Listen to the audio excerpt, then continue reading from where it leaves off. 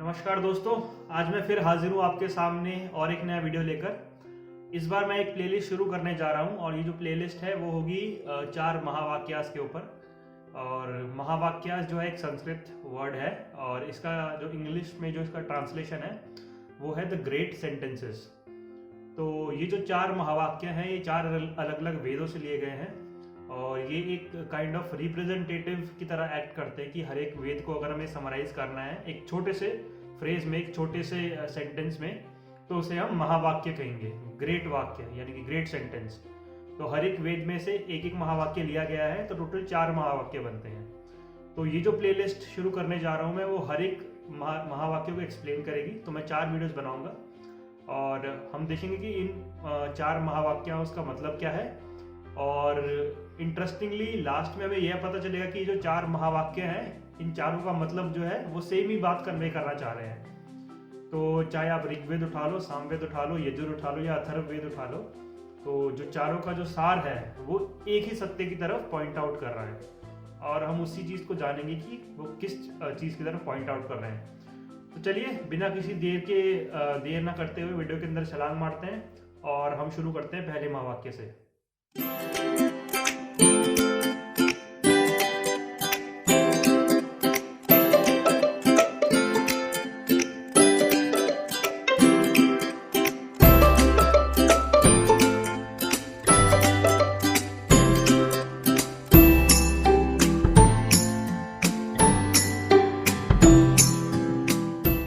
जिस महावाक्य की बात आज हम इस वीडियो में करेंगे वो महावाक्य अथर्ववेद में पाया जाता है और अथर्ववेद में स्पेसिफिकली वो मांडुक्य उपनिषद में पाया जाता है। और जो उपनिषद है, अगर आप नहीं जानते कि उपनिषद क्या होते हैं तो इसके लिए मैं एक अलग से वीडियो बना दूंगा। तो मांडुक्य उपनिषद में ये महावाक्य पाया जाता है और ये जो महावाक्य है वो है अयम आत्मा ब्रह्मा। तो इसमें 3 शब्द है, अयम, आत्मा और ब्रह्मा। तो इन तीनों शब्द का हम मतलब समझेंगे कि इसका मतलब क्या है। और अगर हम इसको इंग्लिश में ट्रांसलेट करते हैं तो इसका मतलब निकल के आता है कि दिस सेल्फ इज ब्रह्मन।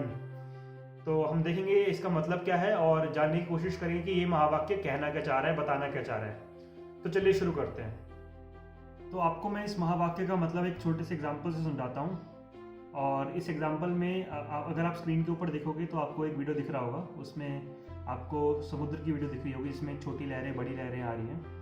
और अगर आप ध्यान से देखोगे तो उसमें कुछ छोटी लहरें हैं, कुछ बड़ी लहरें हैं। तो एक कहानी सुनाता हूँ कि एक बार क्या होता है कि एक छोटी लहर जो है बड़ी लहर के पास जाती है और कहती है कि अरे यार, मैंने समुद्र के बारे में बहुत सुना हुआ है, पानी के बारे में बहुत सुना हुआ है कि उसमें बहुत ज़्यादा पानी होता है। हम में तो थोड़ा थोड़ा पानी है लेकिन समुद्र में बहुत ज़्यादा पानी होता है। तो तुमने क्या वो समुद्र देखा है कहीं पे? तो बड़ी लहर जवाब देती है कि नहीं यार, मैंने भी उसके बारे में बहुत सुना है कि उसमें बहुत ज़्यादा पानी होता है, मैंने भी बस पढ़ा ही है, उसके बारे में कहीं देखा नहीं है उसको। तो दोनों लहरें ढूंढती रहती हैं। 1 साल बीत जाता है, 2 साल बीत जाता है, 10 साल बीत जाते हैं, 20 साल बीत जाते हैं, कई जन्म बीत जाते हैं उनके, और उनको कभी भी समुद्र मिलता नहीं है। तो स्टोरी का मॉरल ये है, स्टोरी यह बताना चाह रही है कि उन लहरों ने गलती ये करी कि वो समुद्र को अपने आप से अलग देखने की कोशिश करी, इसलिए उनको कभी समुद्र मिला ही नहीं। महावाक्य यह समझाना चाह रहा है कि जो लहर गलती कर रही है वो तुम मत करो।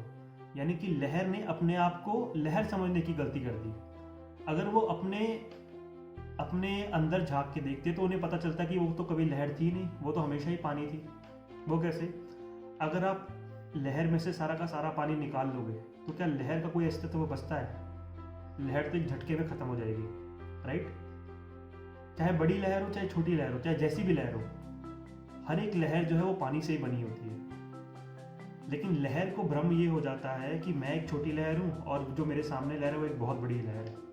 हालांकि अगर वो अपने आप को ध्यान से देखे तो उसको ये समझ में आए कि छोटी बड़ी तो कुछ होता ही नहीं है, देखा जाए तो सब बस पानी ही पानी है, राइट? तो यही है महावाक्य समझाना चाह रहा है कि ये जो आत्मा है, अहम आत्मा ब्रह्मा, ये जो आत्मा है वही ब्रह्मन है। ब्रह्मन जो शब्द है वो संस्कृत में भगवान के लिए यूज किया जाता है, भगवान, ईश्वर या जो भी आप नाम देना चाहें उसको। तो यह कहना चाह रहे हैं कि ये जो आपका अस्तित्व है, जो आत्मा है, जो अस्तित्व है आपका, वही ब्रह्म है। तो आप ब्रह्म को कहीं और ढूंढने मत जाओ। तो अगर हम लोग गलती क्या करते हैं कि हम अपने आप को आत्मा मानते हैं और हम ब्रह्म को ढूंढने के लिए निकल जाते हैं और हम कहते हैं कि एक दिन ऐसा आएगा कि मैं ब्रह्म में लीन हो जाऊंगा या ब्रह्म मुझे मिल जाएगा या ब्रह्म के मुझे दर्शन हो जाएंगे। बट वो गलत है। हम वही गलती कर रहे हैं जो गलती उस लहर ने करी। तो लहर ने क्या किया, अपने आप से उस पानी को अलग समझा और उसको ढूंढने की कोशिश करी, तो उसको कभी पानी मिला ही नहीं। ठीक उसी तरह ये महावाक्य कह रहा है कि जो आत्मा है वही ब्रह्म है, यानी कि आप ब्रह्म को अपने से अलग ढूंढने की कोशिश मत करो। अगर आप ध्यान से देखोगे तो आपको समझ में आएगा कि आत्मा जो है वही ब्रह्म है। इनफैक्ट अगर हम ध्यान से देखें, अगर हम और इसमें डेप्थ में जाएं, तो आत्मा नाम की तो कोई चीज़ है ही नहीं।